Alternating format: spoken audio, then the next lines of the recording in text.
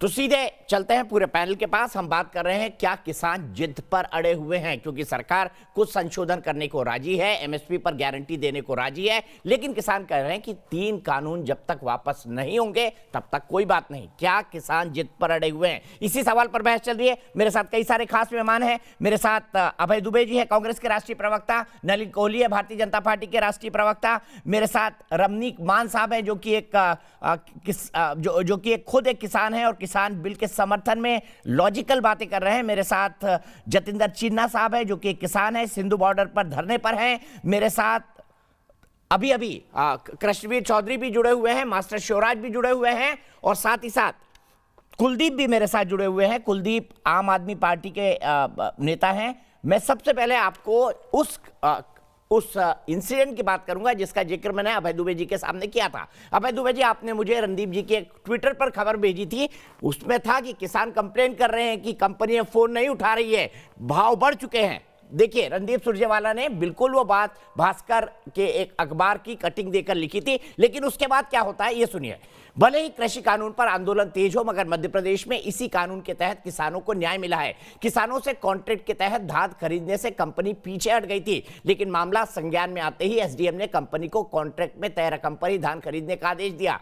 होशंगाबाद के रहने वाले किसान पुष्पराज पटेल और ब्रजेश पटेल से निजी कंपनी ने कॉन्ट्रैक्ट किया था कि कंपनी उनसे उच्चतम मूल्य पर धान खरीदेगी। किसानों का आरोप है कि जून 2020 में अनुबंध होने के बाद कंपनी ने कुछ समय तक उच्चतम मूल्य पर धान खरीदा, लेकिन दाम बढ़कर जैसे ही 3000 रुपए प्रति क्विंटल हो गया तो कंपनी ने धान खरीदना बंद कर दिया। लेकिन एसडीएम कोर्ट ने बाद में कंपनी को यह आदेश जारी किया कि आपको इसी कीमत पर धान खरीदना पड़ेगा। अभय जी, मैं आपके पास आऊंगा। नलिन जी को बहुत देर से मैंने वक्त नहीं दिया है। नलिन जी बताइए, ये एक एग्जाम्पल है इस पूरे कानून का। कानून बनने के बाद क्या हुआ, एक एग्जाम्पल है। और अभय जी, मैं ये भी बता दूं कि ये पुष्पराज पटेल जी आपके होशंगाबाद के कांग्रेस के जिला अध्यक्ष रहे हैं जिन्होंने कंप्लेन करी थी। सीधे चलता हूं नलिन कोहली जी के पास, उसके बाद मैं अभय दुबे के पास आऊंगा। माफ करिएगा दीपक जी, थोड़ा ऑडियो में दिक्कत है, आपको बात या तो दोहरानी पड़ेगी प्रश्न, क्योंकि मैं पूरा प्रश्न नहीं सुन पाया हूं। एक किसान है, उसने कंप्लेन करी कि मेरा साथ कंपनी कॉन्ट्रैक्ट का पालन नहीं कर रही। एसडीएम कोर्ट आई, उच्चतम मूल्य पर धान उससे खरीदा गया जो नया कॉन्ट्रैक्ट से ज्यादा मूल्य हो गया था। तो होशंगाबाद का एक एग्जाम्पल है। पुष्पराज पटेल जो किसान थे वो कांग्रेस के जिला अध्यक्ष, कांग्रेस के नेता है। बिल्कुल मुझे इसकी जानकारी है। अच्छा, मैं समझ गया हूं आपका प्रश्न, धन्यवाद दोहराने के लिए दीपक जी। बेसिकली पॉइंट क्या है दीपक जी कि किसान के हित में बात की गई है। जो धरने पे बैठे हैं किसान भाई, हम मानते हैं उन तक ये पूरी जानकारी नहीं पहुंची है, और उससे ज्यादा हमारे लिए एक चिंता का विषय ये बनता है कि राजनीतिक दल अपनी राजनीतिक रोटियां सेकने के लिए किसानों को भड़का रहे हैं, उनके बीच जा रहे हैं। किसान को जो अपनी बात रखनी है, अपने हित की बात रखने की पूरा अधिकार है उनका। सरकार इसीलिए तो बात करी है भाई। अगर ये कानून गलत है तो क्या आप मुझे उल्टा बताइए कि कोई गलत कानून पास करे तो इसका खामियाना किसको भुगतना पड़ेगा? सरकार को। किसी वर्ग के साथ अगर अन्याय होगा तो सरकार को। कभी ना कभी तो चुनाव होते हैं। और मोदी जी लगातार कह रहे गांव, गरीब, किसान, पिछड़े, दलित, हर वर्ग के लिए, मध्यम वर्ग के लिए काम करते हैं। तो यदि अगर वो उनका कांग्रेस 5 साल कहती रही कि मोदी सरकार ने सत्यानाश कर दिया, देश का बट्टा बटा दिया, लेकिन देश की जनता ने 2019 में उनको वोट दिया। वोट जो है बटन तब दबाता है कोई व्यक्ति, सुलझा हुआ वोटर होता है, जब उसको लगता है कि मेरे हित की सरकार है। हमारी सरकारें हारे भी तो हैं राज्यों में, हमारी कई राज्यों में सरकारें बनी। तो आप देखिए कि कांग्रेस पार्टी ने 5 साल ये बात कही। ऐसे ही हम मानते हैं कि ये जो कांग्रेस पार्टी है, वामपंथी दल है, कुछ और दल है जो किसान आंदोलन में बीच में जाकर इस प्रकार की बात करे जैसे हाय हाय मर जा मोदी, जो वामपंथी दलों के लोगों ने किया, ये गलत है। किसान आंदोलन के साथ अन्याय भी कर रहे हैं। किसान को अपनी बात रखनी है, सरकार उनकी बात सुन रही है, किसान के हित में ही काम होंगे। लेकिन कांग्रेस जो है राजनीतिक रोटियां सेकने के लिए किसानों को क्या, देश के साथ भी खिलवाड़ कर रहे हैं। ये मेरा सीधा गंभीर आरोप है। ठीक है, सीधा यही सवाल लेता हूं। बताइए, पुष्पराज पटेल कांग्रेस के होशंगाबाद के जिला अध्यक्ष, पिपरिया का ये पूरा का पूरा एग्जाम्पल। अभय दुबे, ये ट्रेंड नहीं सेट करता है? की एक लाइन पढ़ देता हूं। एसडीएम ने कार्रवाई की जगह दी सलाह, बोले सावधानी रखें किसान। शिकायत है किसान की, निपटारा क्या हुआ ये देखिए ना। सुनिए ना प्लीज। मैंने आपकी बात सुनी पूरी, आप मेरे भी सुनिए प्लीज। उसके बाद ये खबर, भाई मैं पूरी कटिंग आपने जो भेजी पढ़ चुका हूं। ये निपटारे के पहले की खबर है। दीपक चौरसिया जैसे मूर्धन्य पत्रकार देश के कोने कोने में हैं, उन्होंने मुखरता से किसान की आवाज उठाई। मैं अब दूसरी तरफ ले जाना चाहता हूं इस बात को। क्या भारतीय किसान संघ राष्ट्रीय स्वयंसेवक संघ का जो हिस्सा है उसने इस कानून का विरोध नहीं किया? उसने कहा कि समर्थन मूल्य को क्यों अनिवार्य नहीं कर रही सरकार? ये अनिवार्य करना दीपक जी इसलिए है कि जब हम ये बात करते हैं कि 94% किसानों के उत्पाद बाजार के हवाले है और आप इसेंशियल कमोडिटी एक्ट में ये संशोधन कर देते हैं कि असीमित मात्रा में संग्रहण कर सकते हैं, तब अनिवार्य हो जाता है कि प्रधानमंत्री जी एक लाइन इस कानून में लिखें कि समर्थन मूल्य पर सरकार खरीदे या निजी क्षेत्र का व्यक्ति खरीदे, वो अनिवार्य होगा कि उससे कम कीमत पर नहीं खरीदे।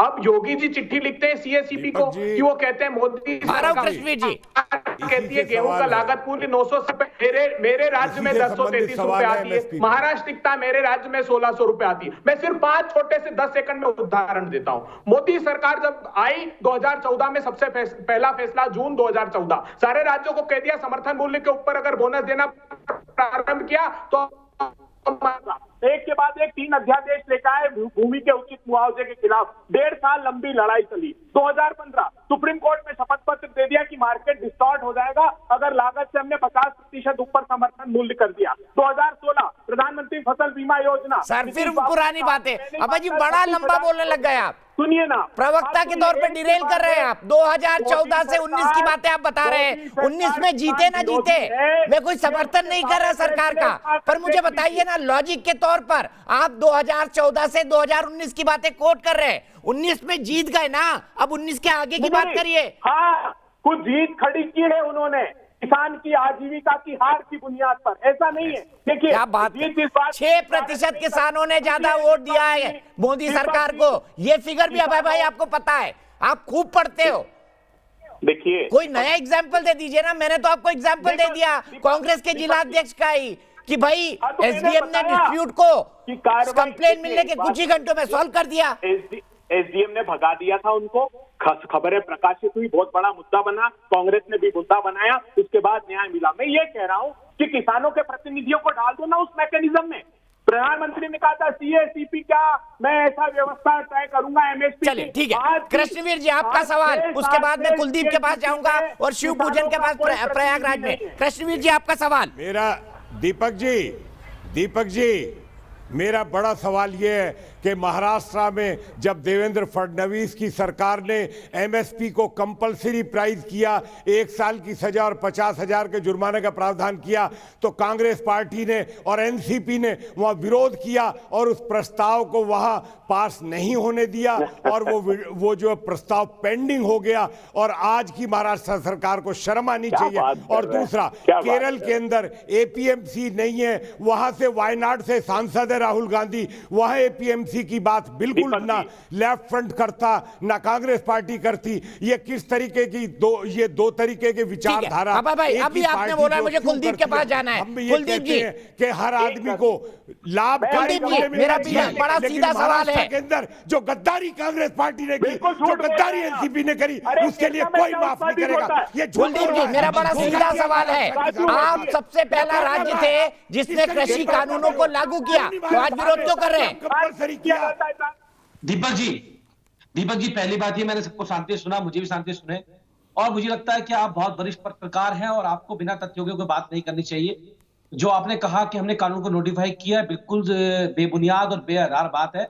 हमने कोई दिल्ली में ऐसा कानून नोटिफाई नहीं किया है। हम शुरू से ही, चाहे राज्यसभा में जो हमारे मेंबर्स थे या लोकसभा में हमारे मेंबर थे, पहले दिन से जिस दिन ये कानून आया था उस दिन से लेकर आज तक आम आदमी पार्टी का एक एक कार्यकर्ता, माननीय मुख्यमंत्री जी, हमारे मेंबर ऑफ पार्लियामेंट, सारे के सारे इसका विरोध कर रहे हैं और लगातार विरोध कर रहे हैं। लेकिन जब केंद्र सरकार को लगा कि हमने 9 स्टेडियम को जेल बनाने की परमिशन नहीं दी, तो केंद्र सरकार कहती है हमने नोटिफाई कर दिया। अगर केंद्र सरकार नोटिफाई कहते दिखवाएं मुझे कागज, मैं आपके चैनल से बोल रहा हूं, ये दिखवा दे मुझे कागज अगर हमने नोटिफाई किया है। तो ये दोहरी मानसिकता, दोहरी तरह का कानून, ये जो बात करने वाले लोग हैं, मुझे लगता है कि भारतीय जनता पार्टी को आज किसानों के साथ खड़ा होना चाहिए था। जो 3 काले कानून इन्होंने गलती से बना दिए, मान लेना गलती अपनी, क्यों नहीं मानते?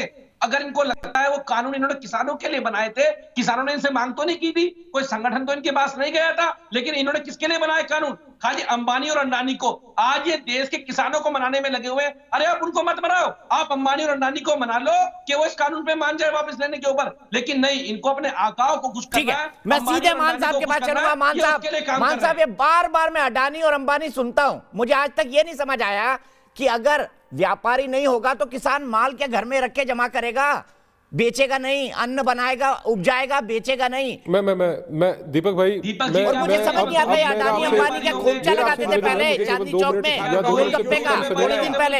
दिल्ली सरकार ने मेरे को बिल्कुल भाई, दीपक भाई बिल्कुल आपका धन्यवाद, आपने मेरे को लिया। अब मैं 2-3 बातें बड़ी महत्वपूर्ण और 4-5 बातें मैं स्पष्ट भी करना चाहता हूं कि कई सारे लोगों ने बोला है, तो मेरा प्रयास होगा कि मैं सबकी बातों का उत्तर देने का प्रयास करूंगा। सबसे पहले तो जो आम आदमी पार्टी के मेरे साथी हैं उनको मैं बताना चाहता हूं, चाहे आज सोमवार के दिन केजरीवाल जी ने अनशन का या व्रत कह लिए, व्रत रखा उन्होंने, वो चाहे 16 सोमवार के व्रत रख ले, पंजाब में सरकार नहीं बना पाएंगे। आप रखिए 16 सोमवार के व्रत, मैं आपको चैलेंज देता हूं, आप पंजाब में सरकार नहीं बना पाएंगे, आप हरियाणा में सरकार नहीं बना पाएंगे, आप किसी भी कृषि प्रधान प्रदेश के अंदर सरकार बना ही नहीं सकते। आप वो व्यक्ति हैं जिन्होंने दिल्ली के अंदर नोटिस जारी किया, आपने विधानसभा में चर्चा करी कि पंजाब का किसान, हरियाणा का किसान पराली जलाता है तो दिल्ली चौक होती है। आज कौन सी पराली जल रही है? किसानों पे इल्जाम लगाते हो, शर्म आती है आपको? आज कौन सी पराली चल रही है? आज भी दिल्ली जाम है, आज भी दिल्ली के अंदर सांस लेने की स्थिति नहीं है। और दूसरी बात, इनको मैं उत्तर देता हूं, 23 नवंबर 2020, अरे मैं पढ़ा लिखा किसान हूं, अरे मैं बावड़ा नहीं हूं भाई, मेरी बात सुनो, आप चुप करके सुनिए। दीपक भाई ऐसे नहीं, देखिए ये फिर आपके चैनल और अन्य चैनलों में प्रोग्राम खत्म होने का वक्त हो गया, कुलदीप जी सुन लीजिए, हमने समाधान दिया पराली का, आपके बस की नहीं था, आप दिलवा जी, मैं बताता हूं, इनको बताइए आम आदमी पार्टी के मेरे साथी को कि 23 नवंबर 2020 को आपने गैजेट नोटिफिकेशन जारी किया है, जिसके तहत आपने तीनों में से एक कानून, जो कॉन्ट्रैक्ट फार्मिंग का कानून है, उसको आपने लागू किया है। ये आपने किया है। अब आप पीछे हटिए, झूठ बोली टीवी के ऊपर, मेरे को फर्क नहीं पड़ता। कांग्रेस के मेरे साथी, अरे राजीव गांधी की किसान के बारे में क्या ज्ञात था? उन्होंने किसान से पूछा, भैया लाल मिर्च बीजते हो या हरी मिर्च बीजते हो, और कौन सी महंगी बिकती है? उसने बोला लाल मिर्च महंगी बिकती है। सुनिए दुबे साहब, सुनिए, राजीव गांधी को कहा गया कि लाल मिर्च महंगी बिकती है, तो उन्होंने बोला तुम लाल मिर्च बीजा करो, तुम हरी मिर्च क्यों बीजते हो? ये ज्ञान है। तीसरा मैं आपको बताता हूं, क्योंकि आपने बात छेड़ी, दुबे जी अब आप सुनने के हकदार हैं, मैं अपनी जमीन आपको दिखाता हूं, आप मुझे अपनी दिखाइएगा, और ओपन चैलेंज आपसे बात करता हूं।